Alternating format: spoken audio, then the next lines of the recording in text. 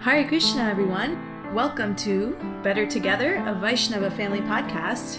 Podcast where we talk about the role of Bhakti Yoga in modern family life. We are your hosts, Aksh. And I'm Gopika.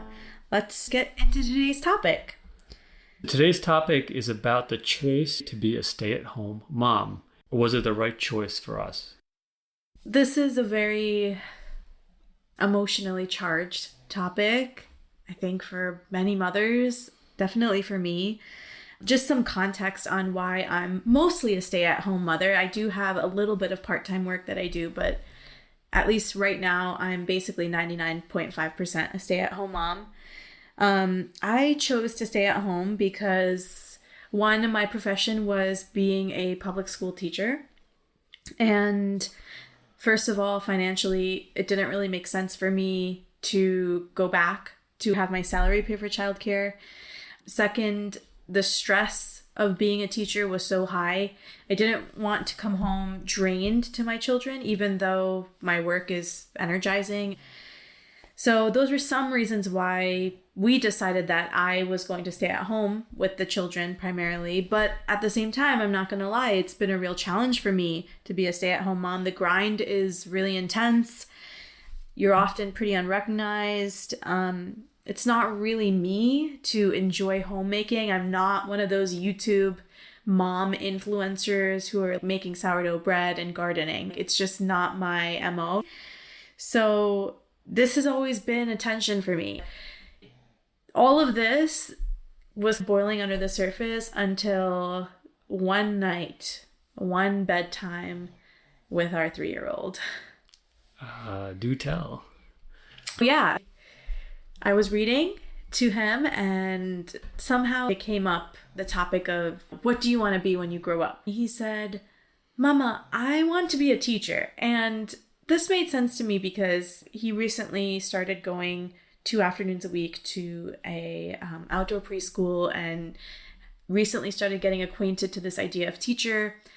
So he wanted to be a teacher. And of course, my heart lit up because I'm a teacher and I was so excited. And I said, oh my gosh, you want to be a teacher just like Mama? And he said, no, Mama, you're not a teacher. And I said, no, but I am a teacher. I'm a teacher. I worked as a teacher and I taught many students. And he said, no, Mama, you're not a teacher. You're a nothing. You're just a mama. Ouch.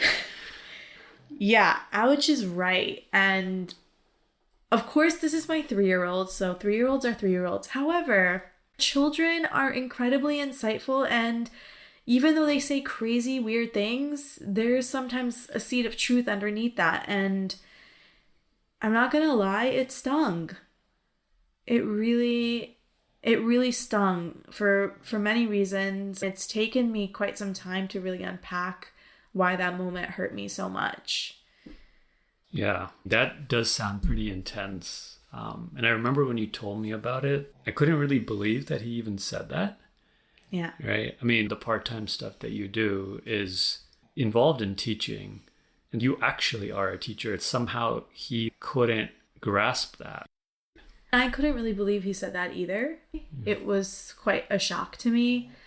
One of my mom friends, who's also a stay-at-home mom, shared with me that one time she was on a retreat and somebody in one of the women's groups shared that she actually never really respected her own mother for staying at home and not having a career, and how much that statement had stayed with my friend.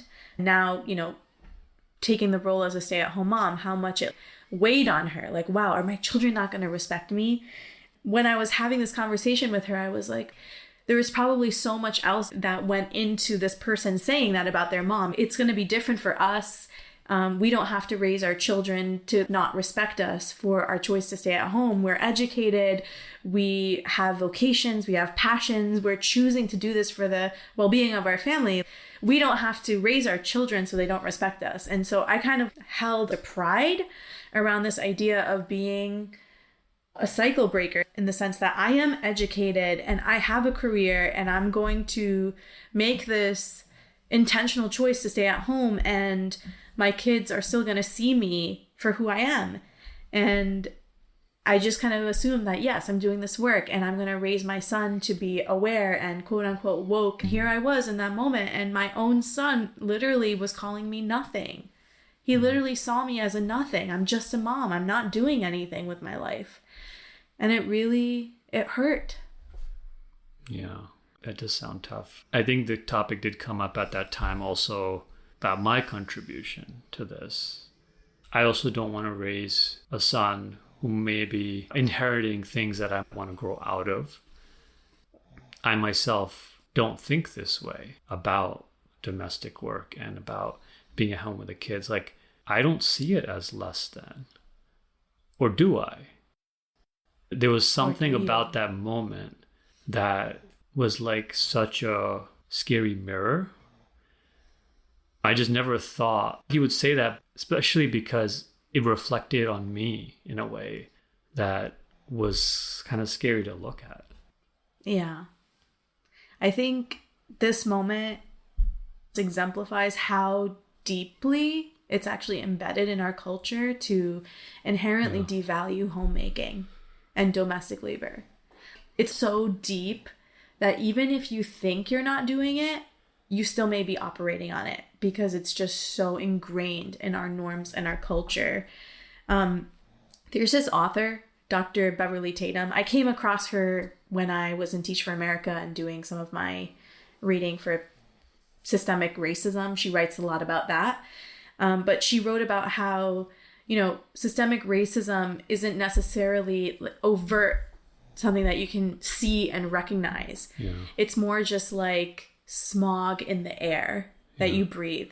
And when you're in the smog, you don't necessarily even know that you're breathing in the smog. It's just, that's part of life. And I knew that applied to racism, when we talk about all of those microaggressions, but I couldn't help but think about how maybe there's a smog that exists around us about domestic labor and women staying at home to be mothers and choosing to make that their primary focus, you know? Yeah. I think people don't necessarily believe that women doing domestic labor primarily are less valuable than anybody else. They would never say that they may also be subject to keeping this alive. For example, I can't explain to you how many times I've been asked, so are you working, Gopika? Yeah. And at first I was like, oh yeah, no, I'm like taking time off. Yeah. Then I took a step back to think about what it is they were asking and what it is I was saying. Like, are you working? The answer to that is yes. Yes, I am working. 20 hours a day. Yes, 20 hours at least a day. 6 to 7 days a week. 6 days? What? Where's the 7? Maybe you get 1 day. Where's my magical 7th day? I am not taking time off. I have never worked so hard in my entire life. So why is it that I am saying, no, I'm not working? This is just how deep it is and how ingrained it is. In today's day and age, there's almost an expectation for women to maybe at some point go back to the workforce, as if being a stay-at-home mom or being a domestic labor, that should never be your end goal in life, really, like for most. I know that doesn't apply to everybody, but I almost just feel like the way we converse with one another, it's like you're almost expected to go back to work and just somehow manage raising kids. Yeah, it's like a thing on the side hustle. So I want to ask you your thoughts, because you love to listen to things and read things and you're into the philosophy side. So when we think about the Bhakti perspective, is there anything in our Shastra that informs this idea of being a domestic laborer, being a stay-at-home mom, that role as a woman? What does the Bhakti philosophy say? Yeah, great question. I love digging into these kinds of things. I'll read a few quotes. First set of quotes will make a certain point, and then we'll go into some other examples. Mysterious, waiting for what you're going to bring out here. So here are some quotes of Srila Prabhupada. In 1977, I don't know if this is a lecture or letter, For a woman, there's no independence. She must stay under father, husband, elderly sons. Another example, Draupadi is speaking to Satyabhama and is explaining to her, I always keep the house, the household articles, and the food that is to be taken in a neat, clean way. I store the rice carefully and serve the food at the proper time. Here's a letter of Srila Prabhupada. A woman's real business is to look after household affairs, keep everything neat and clean, and if there's sufficient milk supply available, she should always be engaged in churning butter, making yogurt, curd. There's no baking bread in this one, but you would probably count it in. The woman should be cleaning, sewing, like that. Wow. So, yeah, Ouch. there are clearly statements like this that paint a certain picture of what a woman... Well, yes, because, we're cherry picking Prabhupada's quotes, and I just feel like you can probably find a Prabhupada quote to support anything that you want to believe on any side of the debate. Not anything necessarily. I don't want to say anything. That's too broad. But in this type of thing, I'm getting upset hearing some of this, but I have to remind myself also to understand the context with which Prabhupada said it, his historical context, the way that Prabhupada grew up, his family, and what that informed, and why he's sharing what he's sharing based off of what he also could be seeing historically at the time, what was going on with women and men and the unrest that was happening. And obviously Prabhupada's goal was that there should be harmony in the house. There should be harmony between a married couple and their family so that the focus can actually be on spiritual upliftment and connection to Krishna. Yeah. So perhaps those are the reasons behind saying what he's saying. I believe in who Prabhupada was as a person and his motive. Yeah. But yes, of course it is upsetting to hear that a woman should be sewing and cooking and cleaning and all of that. Yeah. Now, another way to look at it is Prabhupada often said things that were a little bit more on one side in order to counterbalance what was a predominant mindset in materialistic society on the other side. He's speaking to an audience that has maybe gone too far in neglecting the family, and he's sort of bringing emphasis to that through those statements. Yeah. As you're talking about these quotes about a woman should do this and a woman should do that, the primary thing that is sticking out in my head is Bhagavad Gita, where Krishna says that you should do your duty imperfectly than doing someone else's duty perfectly. Yeah. And so this idea of doing your duty, and of course that's a very complicated, what is your duty as a woman? And, what is your nature? But that idea of duty was this idea of varnashram, right? Like, you should be doing your prescribed work, what aligns with your nature. And so as a woman, in today's day and age, perhaps not all women are necessarily totally fulfilled and meant to do homemaking in its purest form. I know I certainly am not. Mm-hmm. Right. So Varnashram has two components. The Varna component, which is one's vocation. Yeah. Then the ashrama are the different stages of life, right? And so this podcast is about the grihastha ashram, right? Yeah. Or those that are in a family life. So obviously we're talking about now a complex sort of mix of, there's Varna Dharma, meaning my dharma or my duty, if you will, based on my nature, my duty based on my ashrama, and then maybe even my duty based on my bodily designation. So men may have certain general duties, so to say, at least traditionally speaking, and then women also have certain duties, and sometimes that comes up as three dharma, right? Krishna says, do your duty. Which duty is he talking about? Yeah. And how do these multiple duties that might conflict with each other get managed, right? Yeah, and also how do these multiple duties within one person then align also with the needs of the other person and the family? Yeah. Right? That's a good point. So, like, everything is not so straightforward these days in terms of as a woman, your nature is this and your varna is this, and et cetera, et cetera, et cetera. It's not a science anymore. Yeah. Well, I do want to say that in the past, the idea was varna and ashrama were meant to be in sync or somewhat in harmony. And there's some examples. So the quotes that I had just given were a woman just focusing on her ashram, the family life, the cleaning, keeping clean, all of that. But here's examples of other things. So this is again Srila Prabhupada. He says, I have seen in India still, the potters, they make small dolls. The children, they are also making small dolls. And because by tradition, the family, the father's making doll, the mother's making doll, the children are also learning. And similarly, the weaver, you will find. So if you're looking at different types of occupation, like here's a few occupations that are listed where the woman is part of the family business. She is contributing. Yes. Financially. Yes. In some way. Yes. Here's another example. The gopis of Vrindavan. What does gopi mean? Cowherd girl. Right. So they do work and they go all the way to Mathura. They travel to sell their goods.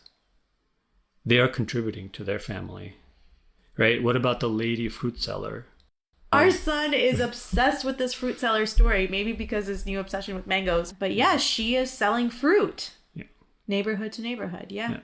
So far, we have examples of someone in an artisan category, someone in a merchant category. And you brought up Draupadi before, and I thought that was interesting that she said, I take care of the home, et cetera, et cetera. However, she didn't just take care of the home. I can quote you in that same conversation to Satyabhama. She said this, I was I who regulated their number and formed the rules to be observed in respect to them. She's talking about guests. While my husbands were engaged in virtuous pursuits, I supervised their treasury. I alone amongst the Pandavas knew the real income and expenditures. So this is not someone just sitting on the sidelines. Yes. This is someone managing the affair, the estate, the kingdom. She's like a finance accountant. Yeah. I mean, more than that even. Yeah. Then even in terms of those that are more in teacher type of roles or we have the wives of the Brahmanas, right? In Vrindavan, the Brahmanaputis, and how Kashyap Muni engaged Aditi in deity worship. Right. So in other words, do women have an occupation? Well, they do.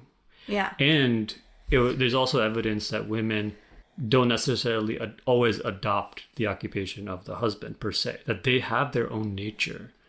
Well, I think it's really important that that's being brought out, because I think something that does happen when you're a stay-at-home mom, and maybe a guilt and a burden that a lot of moms actually face because we have this choice to make oftentimes in today's day and age, is that we want to be present with our kids. We want to be there for them 100%, do our best as mothers. And there's almost like this guilt that arises for wanting to do things outside the home. Yeah. Right? Like as if I want to, like right now we're talking about me potentially taking on a little more part-time work, going back into teaching a class or something like that. In that conversation, there's a guilt for me. I almost feel like a bad person for wanting that for myself, wanting something separate from my kids, wanting something separate from my home, as if like there's something wrong with me for wanting that. So I think it's actually affirming and encouraging to hear all these examples from Shastra where there are women who are mothers who are taking care of their homes. However, they are very much other people, and that being a mother is one part of who I am. However, there's also other parts of who I am, Yeah. And those parts actually matter, and they're important to stay connected to in some way, shape, or form. Yeah. So, I mean, the whole title of this episode is like, did I make the right choice? And full on disclaimer, I just want to say, there is no right or wrong choice. And the purpose of this episode is not to prescribe mothers to do this or mothers to do that, because there is so much complexity. But, I'm wrestling with the choice that's right for me, because on one hand, it is really hard to be a stay-at-home mom. It can take a real toll on your sense of self-worth and self-esteem. I mean, just having to ask permission to take a shower or make a doctor's appointment because you are default childcare, and having to always have to arrange something to be able to go see a friend or basically do anything, you need permission. Yeah. In one sense. Like, that takes a toll on your sense of independence and adulthood. At the same time, like, for all the reasons I said before, but like, I also believe in and want to care for my kids during this time. It's been scientifically researched and shown the importance of the first 5 years on a child's life. And I'm not saying that staying at home necessarily is the right decision, because again, there's also been research that's been done on mothers who stay at home versus go to work, and what actually supports secure attachment and happiness and well-being in children. And it's not actually the quantity of time that you spend with your children, it's the quality of time, right? So if I, as a mom, am spending all day with my kids, but I'm exhausted and unhappy, then I'm not really doing any good for them. In that case, that research actually said that perhaps moms that went to work and felt fulfilled in their work and spent smaller amounts of time with their children, like, those children actually had higher amounts of benefits. So like, it's not so black and white that, oh, you stay at home, you're taking care of the kids, it's good for the kids. But it is going to come at a trade-off, a cost, right? What do you mean? Like, so if you're taking care of yourself so you can come back a better person, that could come at a cost. Absolutely. To other aspects of child of the rearing. home. Yeah. Financial aspects, right? Depending on your childcare system and your family support system. Also depending on how you split up other roles in the house. You know, like, if you as the woman tend to be better in the kitchen for whatever reason, if I were to go to work, and even if I do go to work to try to make myself a little more fulfilled so I can come home and be present to my kids, there's going to be stress on our household in other ways. You have to do more work to make yourself more free. Yes, or you will then be more stressed. Or perhaps our kids might feel this way or that way about the food they're eating, right? Like, there's always something that is slipping through the cracks. Like, it can't all be perfect. Like, it kind of reminds me of what Michelle Obama said in one of her interviews.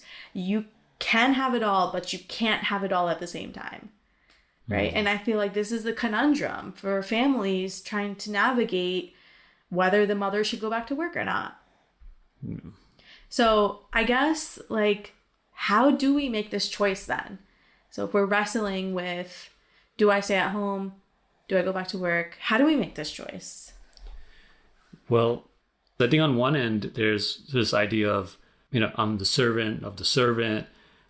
My sacrifice everything for my family. Yeah. Right? And then on the opposite side of the pendulum is, do you, right? Fulfill your own needs first. I think in the middle is some way to integrate these two. There's 3 potential ways that I could think of. One could be a stay-at-home mom or father, but also actually engaging one's varna or occupation within the context of motherhood. For example, if someone's a teacher, they might find a lot of fulfillment in teaching their children or children of their community. And I think you could extend that to all these different roles. Or another way to integrate it could be, I decide to go to work. I decide that going to work helps me come back as a better person, give more quality time to my family, and in that way help my ashram. And then a third way might be working in some type of part-time capacity and being a part of raising kids, but would need a support structure and a partner that has that flexibility that allows for that. And that's not always going to be possible for everybody also. But I think that is sometimes possible or becoming more possible after the pandemic. Yeah. I like that. Part of navigating this is realizing that there are unlimited options in the middle of this tension. It's not be a stay-at-home mom and sacrifice your whole self and be a martyr, or go back to work and be a career woman and, you know, that's all you are, right? Like there's all these options of being integrated, holistic, present. And I think that's where true strength is. Sometimes working moms tell me like, oh, you're so strong for staying at home. And then sometimes I hear like the opposite, like, oh, go back to work and, you know. But right. I think true strength is not about whether you stay at home or whether you go to work. It's about being honest with yourself about what you need, where your limits are, the role of your ego and how it's showing up for you, and what you need so you can really show up to serve. That being said, I just want to add that maybe there's some practical considerations in this debate too, right? Yeah. Like, I think it's a privilege to say like, you can find this perfect balance based off of your nature. Like, one, what makes sense financially for your family? Yeah. Right? In our case, that was a big role in our decision because my profession just doesn't bring in a lot of money. And we were going to lose money if I went back to work full time in some sense, right? What aligns with your larger life values? What do you really need to flourish as a person? And also, I just want to say that I think it's okay to sacrifice. I think everybody needs to sacrifice in family life to a certain extent. And perhaps that's a little uncomfortable. Yeah. Because I think in today's day and culture, it's all about self-care sometimes and standing up for yourself. And I believe in all of that, absolutely. However, there is some sacrifice that is going to be required in grahastha life, in marriage. One partner is going to have to give up something during one chapter and it might flip the other chapter. And when you're raising kids, both people have to sacrifice certain things. So I think that being okay with making a sacrifice, because sometimes it's like, if you feel like you're sacrificing, it's almost like, oh, I'm not strong. I'm like sacrificing. I'm not strong enough to like stand up for myself. But I think it's introspecting on what can you tolerate? What can you tolerate without becoming resentful for it? That's a nice way to put it. You know? Yeah. Good. Well, it was a great conversation. I can end with this one quote that I read by Neha Ruch. She runs an account on Instagram called Mother and Untitled, who speaks a lot about this tension between stay-at-home mom versus working home mom and all the things in between. She says, there's just too much judgment on how women spend their time. So just spend it how you can show up the happiest and healthiest for your family. And I think that basically sums it up. I like that. Thank you. Here's to keep on treading the waters of tension around this topic, because I don't think we've really figured it out in our house ourselves. We're still navigating this whole thing. Yeah. And it's also might change, you know? Yeah. As time goes on. So see you next time. Hare Krishna.